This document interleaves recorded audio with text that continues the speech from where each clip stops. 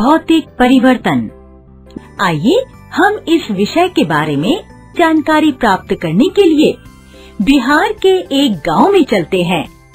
वहां हम रमा और बाबू से मिलेंगे। रमा, जरा चूल्हे को बंद कर दो, बहुत देर से पानी उबल रहा है, पिताजी को चाय देनी है। माँ, इस बर्तन से तो पानी गायब ही हो गया। लग रहा है कि शायद पानी कुछ ज्यादा देर तक उबल गया। चलो मैं पानी और उबालने रखती हूँ, पिताजी को चाय जो देनी है। अरे हाँ दीदी, पानी कहाँ गया? गायब हो गया क्या? पानी आकर गया कहाँ? समझाओ ना। बाबू इधर आओ और बैठो, मैं समझाती हूँ। पानी भाप बन गया और वातावरण में मिल गया। एक उदाहरण देती हूँ। सूरज की गर्मी के कारण तालाबों, नदियों, समुद्रों आदि से पानी वाष्प बनकर उड़ जाता है और बादल बन जाता है। हवा के कारण बादल पहाड़ से टकराते हैं या उनमें पानी की बूंदों के कारण भारी हो जाते हैं और बारिश बनकर नीचे आते हैं। अच्छा, ये सब कैसे होता है? आओ मैं विस्तार से समझाती हूँ। मैं एक बर्फ का गोला ले आती हूँ। बच्चों, एक प्रयोग करते हैं। आप एक चॉक का टुकड़ा लें और इसे पाउडर बना लें। फिर पूरे पाउडर को इकट्ठा करें, थोड़ा पानी डालें और इसे चॉक के आकार में बेलकर सूखने दें। क्या आप पूरे चॉक के टुकड़े को वापस पा सकते हैं? दीदी, इस बर्फ के गोले से क्या करोगी? ये तो पिघल रहा है, ये तो अभी पानी बन जाएगा। हाँ, तुमने सही कहा। यह बर्फ पिघलकर पानी बन जाएगी। इसे भौतिक परिवर्तन कहते हैं। यदि तुम इसी पानी को फिर से जमाते हो तो यह बर्फ बन जाएगा। क्या इसका मतलब है कि ये परिवर्तन उल्टा हो सकता है? हाँ, तुम सही कह रहे हो। भौतिक परिवर्तन परिवर्ती है। जब कुछ समय पहले पानी पूरा उबल गया था, वह भाप बन गया। अगर हम उस बर्तन पर ढक्कन रख दें, पानी की बूंदें उस पर जम जाएंगी और वह भाप फिर से पानी बन जाएगा। ये दिलचस्प है। क्या ऐसे कुछ और भौतिक परिवर्तन हमारे दैनिक जीवन में देखने को मिलते हैं? हाँ, पता है, भौतिक परिवर्तन में कोई नया पदार्थ नहीं बनता है। बर्फ पिघलने पर पानी बनता है और पानी ठंडा होने पर बर्फ बन जाता है। क्या तुम ऐसे परिवर्तन का एक और उदाहरण दे सकते हो? मुझे सोचने दो। याद रखना कि भौतिक परिवर्तनों में किसी पदार्थ का रंग, आकार, पदार्थ की स्थिति बदल सकती है। हाँ, मुझे याद आया। जब हम आटे को गूंथते हैं और इसका गोला बनाते हैं, वह एक भौतिक परिवर्तन है। उस आटे के गोले से रोटी बेलते हैं, वो भी भौतिक परिवर्तन हुआ। सही कहा। बगैर सेकी हुई रोटी एक भौतिक परिवर्तन का उदाहरण है। अगर हमें रोटी की आवश्यकता नहीं है, तो हम बगैर सेकी हुई रोटी को फिर से आटा बना सकते हैं। थोड़ी सी पिसी हुई चीनी को पानी में घोलने से क्या होता है? वह घुल जाती है। ये भौतिक परिवर्तन होता है। इससे कुछ नया पदार्थ नहीं बनता है। अगर कागज फट जाता है और कई हिस्सों में बंट जाता है, परिवर्तन जरूर होता है, लेकिन द्रव्यमान में कोई बदलाव नहीं होता। यदि हम सभी फटे हुए कागजों के टुकड़ों को जोड़ेंगे, तो उनका द्रव्यमान मूल कागज के समान होगा। काफी मिश्रण भौतिक परिवर्तन के उदाहरण हैं। भौतिक परिवर्तन ज्यादातर अस्थायी होते हैं। ऐसे हम कई भौतिक परिवर्तनों को हर दिन देखते हैं। दीदी, एक मजेदार बात बताऊं? जब मेरे बाल बढ़ जाते हैं, तब मैं नाई के पास जाकर बाल कटवाता हूँ। यह भी भौतिक परिवर्तन है। मेरे बाल छोटे हो जाते हैं और समय के साथ बाल वापस बढ़ जाते हैं।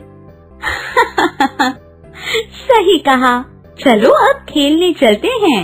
बच्चों, आज हमने भौतिक परिवर्तन के बारे में ज्ञान प्राप्त किया।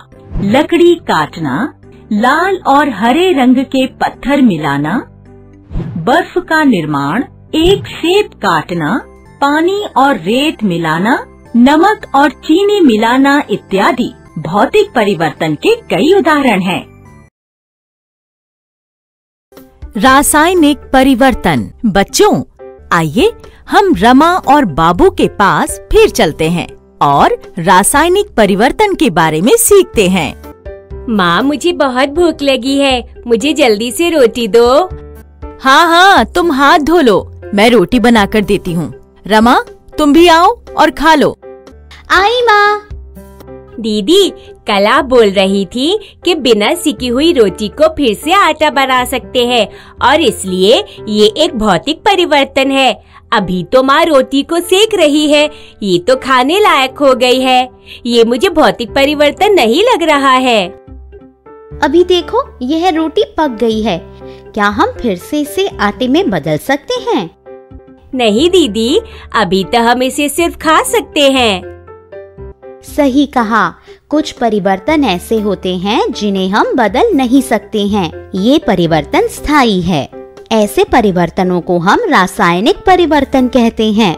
रोटी पकाना एक रासायनिक परिवर्तन है, क्योंकि रोटी पकाने के बाद कोई इसे उलट नहीं सकता है। इसका मतलब है कि आटा रोटी बन गया। हाँ, रासायनिक परिवर्तन में नई चीज बनती है। जब हम भोजन करते हैं तो पेट भोजन को पचाता है और भोजन को छोटे और सरल पदार्थों में विभाजित करता है। तब ऊर्जा का उत्पादन होता है। इसलिए तुमने जो रोटी खाई है वह पूरी तरह से दूसरे पदार्थ में बदल गई है। यह रासायनिक परिवर्तन की विशेषता है। रासायनिक परिवर्तन के अंत में एक नया पदार्थ बनता है। बाबू, क्या तुम और उदाहरण सोच सकते हो? दीदी हाँ, ये जो जमाया गया दही है वह भी रासायनिक परिवर्तन का परिणाम है। दही दूध से जो बनती है। बहुत सही कहा। पता है, रासायनिक परिवर्तन में द्रव्यमान बदलता है।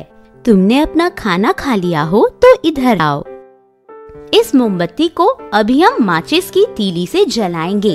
अभी तुम क्या देख रहे हो? दीदी, मैं देख रहा हूँ कि बड़ी मोमबत्ती जल्दी से छोटी होती जा रही है। यह तो जलकर छोटा हो गया और थोड़ा कार्बन डाइऑक्साइड और थोड़ा भाप में भी परिवर्तित हो गया।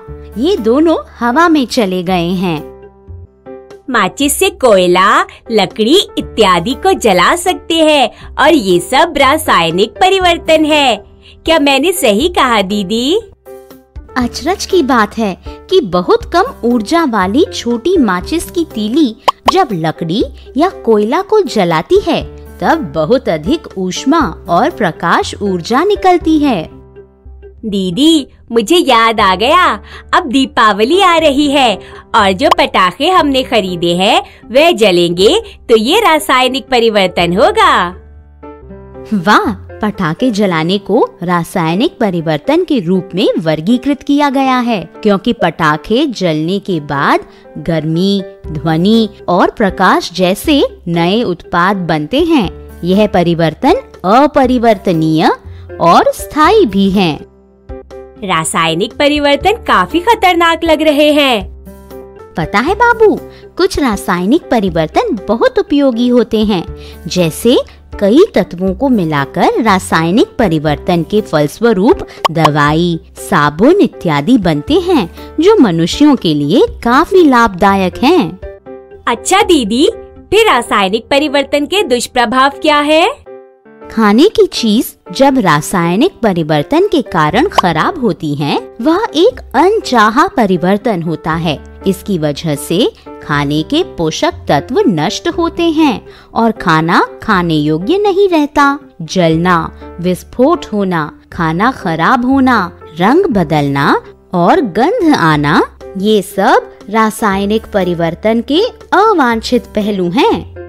दीदी, आपने मुझे इतनी अच्छी तरह से समझाया है, ये जानकारी मेरे गृह कार्य में बहुत मदद करेगी। बच्चों, जैसा कि आपने देखा, रासायनिक परिवर्तन अपरिवर्तनीय है। कुछ मानव जाति के लिए फायदेमंद है और कुछ हानिकारक हैं। हमने आज विभिन्न रासायनिक परिवर्तनों के बारे में सीखा है। द्रव्य परिवर्तन। बच्चों, रासायनिक परिवर्तन स्थायी होते हैं और भौतिक परिवर्तन अस्थायी होते हैं। आइए हम फिर रमा और बाबू के पास चलते हैं। बाबू, आज हमने पाठशाला में बहुत काम किया। हमारे कक्षा के कुछ छात्र विज्ञान प्रदर्शनी में भाग ले रहे हैं। हमें एक प्रयोग दिखाना पड़ेगा। मैं सोच रही हूँ कि मैं कौन सा प्रयोग दिखाऊं? प्रयोग? हाँ, प्रयोग से कुछ याद आया। दीदी, पता है आज हमारे विज्ञान की कक्षा में मास्टर जी ने क्रिस्टलीकरण के बारे में बताया था और उन्होंने हमें एक प्रयोग भी दिखाया था। मैंने भी तुम्हें 2 तरह के परिवर्तनों के बारे में बताया था। हाँ दीदी, मुझे पता है कि क्रिस्टलीकरण एक भौतिक परिवर्तन है। आज मास्टर जी ने समझाया था। बाबू, कौन सा प्रयोग किया था मास्टर जी ने? आज मास्टर जी ने नमक को उबलते पानी में अच्छी तरह से मिलाकर उसे एक बर्तन में ठंडा किया और फिर उन्होंने एक लकड़ी से धागा बांधकर उसे बर्तन में रखा और फिर उन्होंने कहा कि 2-3 दिनों में उस धागे पर नमक के बड़े क्रिस्टल जम जाएंगे। क्या तुम्हें पता है क्रिस्टलीकरण क्यों उपयोगी है और यह भौतिक परिवर्तन क्यों है? दीदी, मास्टर जी ने समझाया कि प्राकृतिक या कृत्रिम विधि से ठोस क्रिस्टल बनाने की क्रिया को क्रिस्टलीकरण कहते हैं। क्रिस्टलीकरण एक ऐसी तकनीक है जिसमें एक रसायन तरल से ठोस अवस्था में पहुंच जाता है। इस तकनीक से निकली ठोस वस्तु की क्रिस्टलीय संरचना होती है। क्रिस्टलीकरण का उपयोग ठोस वस्तुओं को शुद्ध करने के लिए किया जाता है। और हाँ, ये भौतिक परिवर्तन इसलिए है क्योंकि पदार्थ आसानी से अपने मूल रूप में आ सकता है।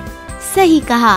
क्रिस्टलीकरण का एक उदाहरण नमक का शुद्धिकरण है। क्रिस्टलीकरण से समुद्र जल में जो अशुद्ध नमक के क्रिस्टल होते हैं, उनका शुद्धिकरण किया जाता है और बड़े क्रिस्टलों में परिवर्तित किया जाता है। अच्छा, विज्ञान में कितना सीखने को मिलता है। हाँ, तुमने ठीक कहा दीदी। ये क्या, इस हैंडपंप को यहाँ से ये कर्मचारी क्यों हटा रहे हैं? चलो दीदी देखते हैं। भैया, आप इस हैंडपंप को यहाँ से क्यों हटा रहे हो? इस हैंडपंप को जंग लग गया है। हमारे लिए बेकार हो गया है। इससे पानी नहीं निकल रहा है। दूसरा हैंडपंप लगाना पड़ेगा। अच्छा, जंग क्या होता है? मुझे इसके बारे में कुछ जानकारी है, पर मैं और जानना चाहूँगा। देखो, यहाँ भूरे रंग की परत देख रहे हो? इसे जंग कहते हैं। इस वजह से ये पंप खराब हो गया। हाँ, देख रहा हूँ। ऐसी परत तो मैंने हमारे घर के लोहे के दरवाजे पर भी देखी थी, पर उसको पिताजी ने क्यों नहीं निकाला? बाबू, चलो हम घर की तरफ चलते हुए बात करते हैं। मैं इस प्रक्रिया के बारे में तुम्हें बताऊंगी। ठीक है दीदी। बाबू, कुछ दिन पहले मैंने तुम्हें रासायनिक परिवर्तन के बारे में समझाया था। क्या तुम्हें याद है? अरे हाँ हाँ, याद है दीदी। तुमने कहा था कि ये परिवर्तन स्थायी है, इसे बदल नहीं सकते और परिवर्तन के बाद एक नया पदार्थ बनता है। वाह, तुम्हें तो सब याद है। जंग लगना भी एक अनुपयोगी रासायनिक परिवर्तन है। लोहे की वस्तु को जब हम खुले में रखते हैं तो भूरे रंग की परत जम जाती है, जिसे जंग कहते हैं। यह लोहे की चीज को खराब कर देता है। दीदी, घर आ गया। तुम इधर बैठो, मैं एक कागज पर लिखकर समझाती हूँ। सभी परिवर्तनों के लिए कुछ परिस्थितियों की आवश्यकता होती है। दीदी, जंग कैसे लगता है? जंग लगने के लिए हवा में नमी की जरूरत होती है। लोहा हवा में मौजूद ऑक्सीजन और पानी से मिलकर एक रासायनिक परिवर्तन करता है, जिसके कारण जंग बनता है। लोहे के एटम, वस्तु के सबसे छोटे कण, पानी और ऑक्सीजन से मिलकर एक नया पदार्थ बनाते हैं, जिसे आयरन ऑक्साइड कहते हैं। सामान्य भाषा में इसे जंग कहते हैं। ओह, अगर जंग लगने से लोहा खराब होता है तो फिर काफी दिक्कत है ना दीदी? हमारे दरवाजे, खिलौने, औजार, उपकरण, खेतों में इस्तेमाल होने वाली मशीन, ये सभी लोहे के ही तो हैं। खिलौने ही क्यों, बड़े वाहन जैसे कार, बस, ट्रक, सेतु इत्यादि ये सब भी लोहे के ही बने होते हैं। इसका मतलब है कि जंग से बहुत ज्यादा नुकसान हो सकता है। पता है बाबू, जंग लगना काफी हद तक रोका जा सकता है। ये कैसे हो सकता है दीदी? हम उन परिस्थितियों को रोक सकते हैं जिससे परिवर्तन हो रहा है। जैसे कि हम लोहे पर एक परत लगा सकते हैं जिससे लोहा हवा के सीधे संपर्क में न आए। हम लोहे की चीजों को रंग कर सकते हैं। तो पिताजी से कहकर इस लोहे के गेट को रंग लगवाना पड़ेगा। हाँ, इसलिए तो कार, बस जैसे वाहन को पेंट करते हैं। और हमारे घर के पाइप भी लोहे के हैं। घर में लोहे के पाइप और नलों पर भी एक परत चढ़ती है। पता है, मेरे ऊपर जिंक की परत चढ़ती है। इसे गैल्वेनाइजेशन कहते हैं। इसकी वजह से मैं जंग लगने से बच जाता हूँ। बाबू, हमारे स्टील के बर्तन भी लोहे से बने होते हैं। हाँ, लेकिन मैंने कभी स्टील के बर्तन में जंग नहीं देखा। स्टील लोहा, क्रोमियम और निकल का मिश्रण है। इस वजह से इसे जंग नहीं लगता है।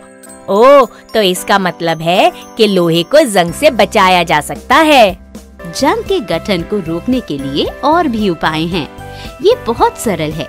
हमें हमारे उपकरणों को सूखा रखना चाहिए, उन्हें पानी से दूर रखना चाहिए और लोहे की वस्तुओं को पेंट करना चाहिए। ऐसा करने से हम अपनी चीजों को जंग से बचा के रख सकते हैं। सवारी के बाद हमें अपनी बाइक, स्कूटर या साइकिल पर जमे हुए पानी को भी सुखाने से यह वाहन जल्दी खराब नहीं होंगे। दीदी, इतनी महत्वपूर्ण जानकारी देने के लिए आपका धन्यवाद।